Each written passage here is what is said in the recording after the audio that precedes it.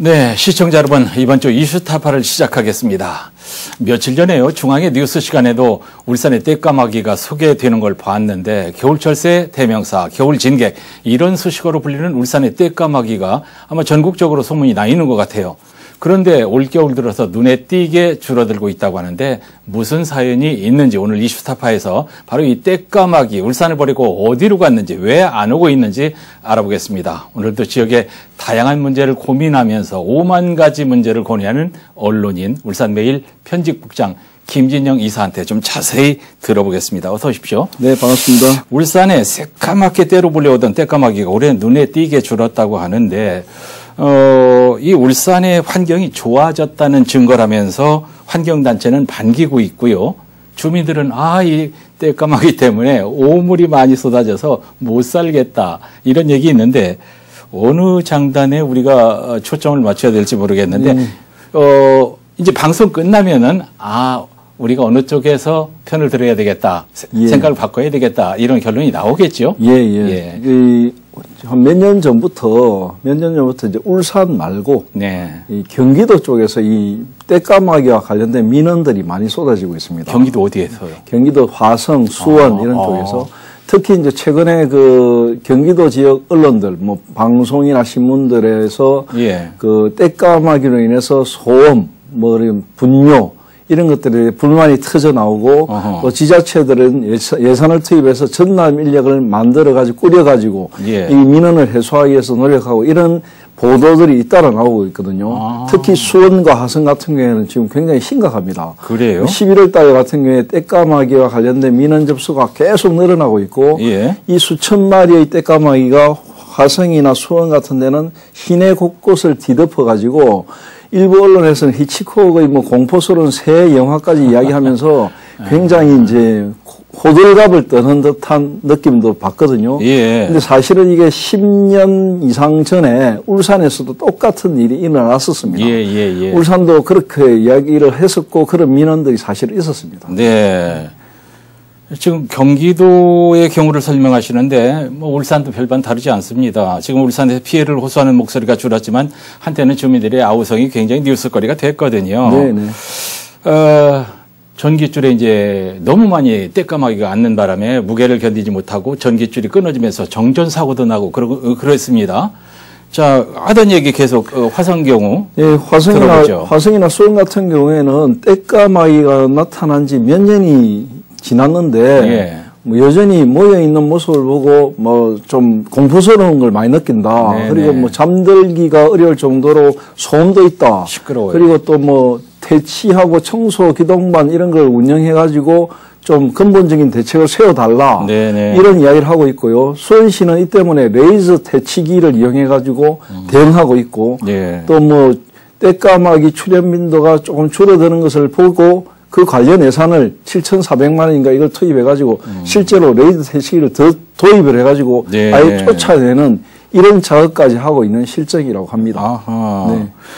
이제 수원이나 화성은 아예 떼까마귀가 타도의 대상이 되고 있군요. 완전히 타도의 대상이 되어 있습니다. 우리는 그러진 않아요. 울산도 한때는 이제 타도의 대상이었고 민원 1번이었는데요. 울산의 겨울 진객으로 이제 자리를 잡기까지는 상당히 우여곡절이 많았습니다. 태화강의 떼까마귀 개체수는 최근 4년 사이에 한 4년 사이에 거의 절반으로 줄어들었습니다. 절반이나? 절반으로.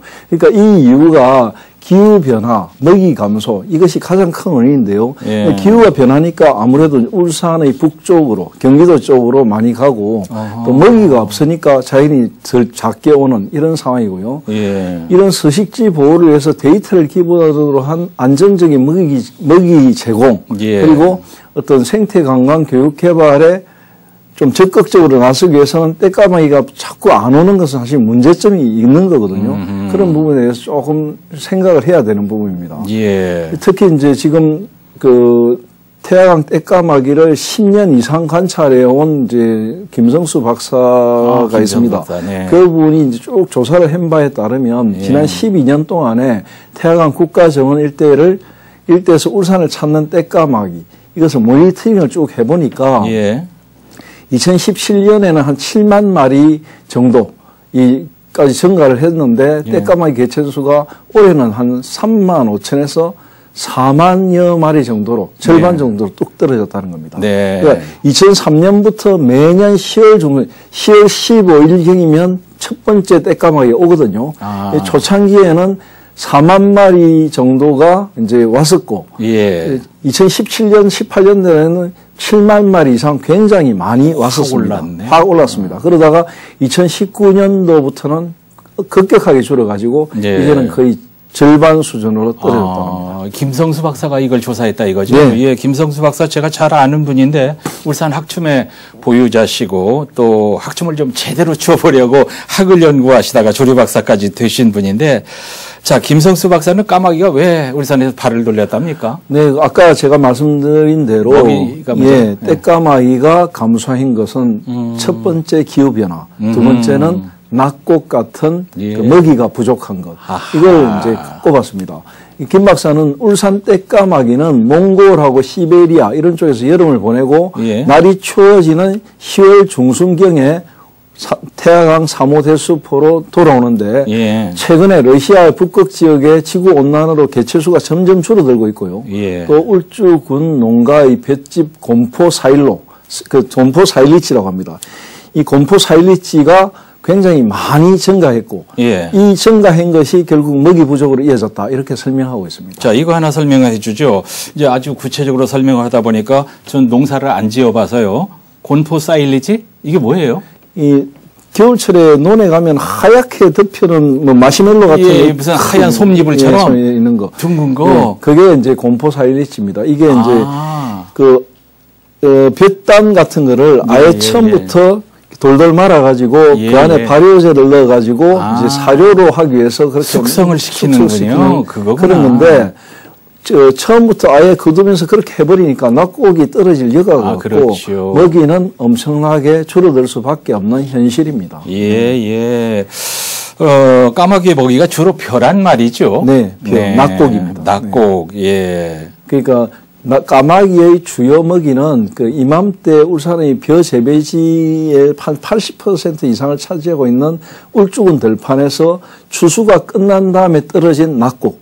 이것이 주 먹잇감입니다. 그런데 몇 년 사이에 축산 농가의 사료용으로 볏짚이 아예 아까 말씀드린 곰포 사일리치 이걸로 이제 감아서 포장한 이 것으로 생산이 되고 있거든요. 그것이 계속 늘어나고 있으니까 여기다 청보리 등 동계작물 이모작 증가 때문에 낙곡량 자체가 크게 줄어들고 있습니다. 그러니까 실제로 울주군의 그 벼 재배 면적 자체도 2018년도에 한 4,037헥타르 정도에서 올해는 3,070헥타르 정도, 700 정도 헥타르로 급격히 줄어들었거든요. 알겠습니다. 그러니까 이런 것들 때문에 역시 이제 그 떼까마귀가 서식하는 환경이 되게 안 좋아졌다 이렇게 보면 될 것 같습니다. 떼까마귀한테는 우리가 곰포 사일리지가 이게 너무 야박한 물체가 되네. 겨울철에 들판에 보이는 그 흰 둥근 물체 보기는 참 좋았는데 이 물건이 철새들에게 아주 치명적인 방해물이라니까 참 신기하네요. 아무튼 이런 이제 이유 때문에 떼까마귀가 안 온다면은 농사 짓는 농민들에게 그것 좀 하지 마세요 할 수도 없는 일인데 그것이 하나의 문제점일 뿐이지 전체적인 건 아닐 거 아니에요. 문제점. 그렇죠. 이제 그것만으로 떼까마귀가 안 온다 이렇게 하기보다는 또 하나 기후 온난화 이거 굉장히 큰 적인데요. 거기에도 이번 주에 지난주에는 주 중반에서는 갑자기 좀 추워졌지만은 사실은 11월 달 내내 굉장히 낮 기온이 20도 가까이 가지 않았습니까? 왜 이렇게 겨울이 됐는데 이렇게 덥느냐 이런 이야기 나올 정도로 따뜻한 날이 계속되었는데요. 겨울철새인 떼까마귀에는 이 같은 이상 고온은 서식 환경의 변화로 나타납니다. 그러니까 편안하고 쾌적한 삶의 터전이었던 울산 태화강의 대숲, 들판 이것이 먹이도 부족하고 자꾸 더워지고 이러니까 서식 환경이 달라졌다고 느끼니까 서식지를 다른 곳으로 쏠리게 되고 이렇게 되는 것이 철새의 특징인데요. 이 같은 요인으로 떼까마귀는 점차 울산에 오지 않는 상황이 벌어지고 있고 또 실제로 삼호동 주민들도 한 4, 5년 전보다는 떼까마귀 수가 크게 줄어들고 있다는 걸 해마다 느낀다고 이야기를 합니다. 옛날에는 아침에 일어나면 차가 깨끗한 차가 없었는데 요즘은 깨끗한 차가 좀 보인다고 하거든요. 예, 그러니까 그만큼 많이 변했다 이렇게 할 수 있겠습니다. 이 조류의 그 분변이 말이죠. 차를 부식시킨다고 하지 않습니까? 산화됩니다. 그러니까 페인트도 벗겨버리고 그러게요. 녹슬고. 예, 그렇습니다. 지금 우리가 한편으로는 안타까워하는 얘기를 하고 있는데 사무동 시민들은 까마귀가 줄어들면서 세차 걱정을 안 하게 되면서 꽃 본 듯이 반가워할 것 같고 참 묘한 상황입니다. 자, 그러면 여기서 떼까마귀, 이 떼까마귀는 울산에 어떤 의미가 있는가? 그 얘기를 좀 해야 될 것 같아요. 예, 그러니까 제가 뭐 이 이야기를 오늘 이 시간에 하기 전에 뭐 떼까마귀와 관련된 이야기는 참 많이 하지 않습니까? 많이 하는데 뭐 이렇게 이야기합니다. 떼까마귀 그걸 왜 보호해야 하느냐? 이런 시민들도 많거든요. 근데 울산에서 떼까마귀의 귀환, 겨울 징계, 겨울을 일단 알리는 신호입니다. 그러니까 기상청보다도 정확한 것이 떼까마귀의 이동입니다. 그러니까 울산 사람들은 태양에 겨울이 오고 있다는 것을 떼까마귀를 보고 알 수 있을 정도거든요. 떼까마귀가 떠나는 날 봄이 대숲에 깃들고 백로가 알을 품고 뭐 생존의 퍼덕임을 야무지게 느낄 수 있는 것. 이게 사실은 이 태양과 울산 사람들의 조화로운 어떤 공존 이렇게 느낄 수 있고요. 이 백로와 떼까마귀는 이 견우와 직녀처럼 떠나면 오고 오면 떠나고 이렇습니다. 이런 이상한 이 참 자연의 조화가 있기 때문에 왜 안 오냐, 왜 오냐, 왜 보호해야 되냐 이런 것보다는 울산 태양하면 여름은 백로, 겨울은 떼까마귀 이런 식으로 상징화했을 정도로 굉장히 중요한 존재가 되어 있습니다. 생태도시 울산을 홍보하면서 빠지지 않는 것이 이제 태화강 연어가 들어왔다. 그 다음에 태화강변으로 떼까마귀가 검은 구름처럼 몰려왔다. 그러면 다른 홍보 안 해도 된단 말이죠. 그런데요, 우리가 이런 우리에게 선입견이 있단 말이죠. 아침에 까치가 울면 반가운 소식이 온다는 근거도 없는 얘기가 있는가 하면은 까마귀. 그러면 왠지 공동묘지가 생각나고 뭔가 좀 기분 나쁜 으스스한 그런 느낌, 불길한 느낌. 이제 건망증이 심한 사람한테 뭐래요? 까마귀 고기 먹었냐? 까마귀 고기 먹었냐? 아주 부정적으로 얘기를 한단 말이죠. 그러니까 그 말 맞습니다. 분명히 존재하는데요. 우리의 오래된 관념 속에는 이 까마귀에 대한 흉조의 상징 이런 게 분명히 깃들어 있습니다. 근데 이게 문제가 뭐냐면 이런 이제 그 잘못된 선입견 이런 건데요. 사실 여기서 잠깐 이제 까마귀에 대해서 까마귀의 진실을 한번 탐구해 보면은 우리가 겨울철에 만나는 떼까마귀는 철새입니다.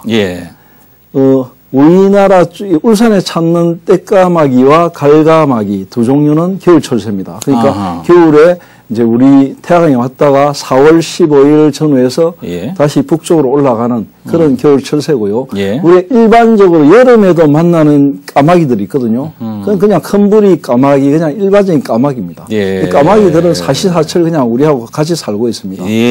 두 가지 종류가 조금 다르고, 그리고 또 하나는 이 까마귀에 대해서 부정적인 생각을 가지고 있지만 실제로 세계의 모든 나라들을 다 조사해 보면은 까마귀를 신성시하고 신의 영역과 동일시하는 쪽은 북유럽이라든지 뭐 러시아라든지 되게 많습니다. 가까운 일본 같은 경우에도 뭐 까마귀를 굉장히 신성시하고요. 그래요? 일본의 그 축구 국가대표 팀의 그 상징 문양이 까마귀입니다. 그래요? 특히 우리나라 같은 경우에도 예전부터 이 까마귀에 대한 신성시하는 이야기는 많았습니다. 특히 대한민국 우리 한민족 하면은 삼조고 문양이라는 게 떠오르지 않습니까? 삼조고. 무슨 얘기? 다리가 발가락이 세 개의 까마귀. 삼조고 문양 이야기 하거든요. 그리고 우리 국가대표팀 붉은 악마. 지금 월드컵이 열리고 있지 않습니까? 그렇습니다. 붉은 악마의 상징은 삼조고입니다. 태극 문양의 삼조고. 그거. 그러니까 태양을 가만히 보면은, 뭐 태양을 직접 보면 눈이 다치니까 잘 쳐다보진 않지만, 태양을 이렇게 필름이나 이런 것을 보면은 안에 흑점이 있지 않습니까? 예전에 이제 그 선사시대 사람들은 이 태양 안에 있는 흑점을 까마귀가 들어 앉아 있다고 생각했거든요. 예. 그래서 태양에다가 3조고 문양을 그려 넣었습니다. 예. 이 3조고의 이 3이라는 숫자는 발가락이 3개라는 의미도 있지만 예. 천지인이라는 태극과 관계되는 3태극과 연관이 되는 우리의 고유한 사상과도 연관이 됩니다. 그러니까 태양신의 자손, 북방계의 후손, 그러니까 천손의 자손이라는 이런 믿음을 가지고 있었던 거죠. 예. 그러니까 까마귀의 이동 루트에 따라서 사람들은 저 까마귀가 가는 곳에는 뭔가 따뜻하겠구나, 살기 좋겠구나 이래갖고 사람들이 따라왔다는 거죠. 그래서 북방의 시베리아, 바이칼 쪽에 있던 사람들이 한무리의 북방 민족들이 한반도까지 이주해 왔다는 설 이런 것들이 존재합니다. 그만큼 까마귀는 흉조라기보다는 길조의 상징이라는 게 더 많고요. 실제로 까마귀는 그 동물 가운데, 조류 가운데서 가장 머리가 좋습니다. 인간으로 치면 6세에서 7세 정도의 머리를 가지고 있고요. 숫자도 1부터 11까지를 판별해낼 수 있을 정도로 굉장한 머리를 가지고 있습니다. 이솝 우화에도 나오지만 이런 물병에 그 돌을 채워 넣어가지고 물을 마시는 그게 바로 까마귀입니다. 이 김성수 박사도 박사지만 우리 김진영 이사도 까마귀 박사입니다. 조류 박사입니다. 김진영 이사는 역시 참 범생이세요. 까마귀 공부 너무 많이 지금 해오셨습니다. 자, 이제 아까 그 까마귀 얘기하는 김에 종류 얘기하셨는데 까마귀 몇 종류예요? 까마귀는 우리가 일반적으로 이야기하는 겨울철새 까마귀는 떼까마귀, 가을까마귀 두 종류입니다. 이 두 종류의 까마귀는 분명히 그 북쪽에서 날아와서 겨울 한철을 이 태양항 쪽에서 보냅니다. 태양항은 이 까마귀들이 볼 때는 너무너무 좋은 것입니다. 왜? 식미대숲이라는 서식 환경을 가지고 있거든요. 그리고 이 주변에 넓은 들판에서 엄청난 낙곡들을 먹이로 사용할 수 있어서 겨울 한철 살림을 차리는데 너무 좋은데 지금은 이제 그런 것들이 부족해가지고 힘듭니다. 제가 오늘 아침에 출근할 때도 까마귀가 출근하는 모습을 같이 보면서 출근했거든요. 까마귀는 출근 시간이 아침 7시입니다. 아침 7시에 태양을 날아가지고 세 방향으로 갑니다. 하나는 양산 방향, 하나는 범서 방향, 하나는 경주 방향으로 가서 최대 한 10km 이상 날아가서 먹이 활동을 하고 저녁이 되면 해질무렵이 되면 돌아옵니다. 태양하고 이런 활동들을 하고요. 또 사람들이 궁금해하시는 부분을 한 가지 이야기하면 태양에서 혹시 겨울에 알을 낳고 새끼를 부화하지 않느냐 이렇게 이야기하는데 그건 여름철에 그 몽골이나 이쪽에서 해가지고 다 키워가지고 데리고 옵니다. 그렇습니까?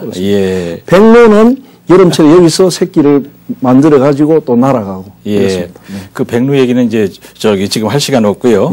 이제 우리가 이런에 저런에 이제 그 까마귀 얘기를 많이 하고 있는데 떼까마귀 때문에 울산이 국제 철새 도시로 인정을 받았잖아요. 뭐 떼까마귀만 있어서 그런 건 아니지만 울산에는 태양항 주변에는 엄청나게 많은 철새들이 있습니다. 백로를 비롯해가지고 이런 이 까마귀유로 인해서 떼까마귀의 군무를 볼 수 있는 곳은 몇 안 되거든요. 이 태양항이 그런 것 때문에 사실은 국내 최대 백로 서식지 그리고 겨울철의 떼까마귀 장관 이런 걸로 이제 국제 철새 도시로 인정을 받았습니다. 그랬음에도 정작 다른 철새들은 보호활동 이제 울산에서 보호활동을 많이 하고 있는데 떼까마귀는 보호활동 같은 걸 하고 있다는 얘기는 별로 못 들었습니다. 해마다 그 3월 달이 되면 거의 이제 낙곡들이 다 떨어지고 없기 때문에 이때는 이제 그 먹이주기 행사를 한 번씩 했습니다. 그때는. 근데 지금은 3월 달에 해야 될 일이 아니고 당장 매월 그러니까 11, 12, 1, 2, 3 5달은 계속 먹이주기 행사를 해야 되는 상황이 도래했습니다. 자, 이제 우리가 보호해야 될 만큼 이제 이 까마귀는 뭐 비주얼이 안 좋아서 그런가 아니면 숫자가 너무 많이 와서 그런가 감당이 안 돼서 그런지 아무튼 이제 떼까마귀가 울산에서 버림받는 느낌인데 이래서는 안 될 것 같아요. 사라지고 나면 우리가 굉장히 후회할 것 같습니다. 어쩌면 몇 년 후에는 사라질지도 모르는 이 떼까마귀 어떻게 하면 그나마 좀 더 우리가 울산에 잘 붙잡아둘 수 있을까요? 뭐 이건 자연의 섭리고 뭐 예를 들어 자꾸 지구가 따뜻해지고 네. 예를 들어 뭐 서식 환경이 안 좋아지는 거는 우리가 어떻게 할 수 있는 방법이 없는데 네. 다만 낙곡이라든지 먹이주기 이런 것들은 우리가 할 수 있는 일들이거든요. 그러니까 이양의 철새를 보호할 때 기업체하고 1대1로 자매계를 맺어서 많은 활동을 하는데 이 행사에 이 떼까마귀도 좀 포함시켜 가지고 이 겨울철에 먹이주기 활동 이런 거 좀 열심히 해야 됩니다. 열심히 해가지고 우리 울산이 다른 도시들은 흉조라고 여기지만 울산은 자랑으로는 여기고 관광상품화하고 있는 떼까마귀를 보호하는데 우리 어린이들부터 뭐 어르신들까지 전부 나서가지고 좀 먹이주기 활동도 하고 먹이주기도 하고 이래가지고 좀 자연과 인간이 공존하는 그런 모습들을 제대로 보여줄 필요가 있을 것 같습니다. 예, 이럴 줄 알았어요. 처음에 이제 가지고 있던 인식이 확 저는 이제 바뀌었습니다. 울산을 국제 철새 도시로 인정받게 해준 이 떼까마귀가 이처럼 울산에 굴러들어온 떡인 줄은 예전에 미처 몰랐습니다. 이제 삼국유사에도 옛날 우리 조상들이 숭배 대상으로 삼았다는 기록이 있는데 우리는 뭐 그동안 재수 없는 초류로 잘못 알고 있었네요. 떼까마귀를 울산 시민들이 왜 진객으로 대우해 줘야 하는지를 일깨워준 울산 매일신문 편집국장 김진영 이사. 오늘 공부 잘했습니다. 예, 시청자 여러분 시청해 주셔서 감사합니다. 고맙습니다. 감사합니다.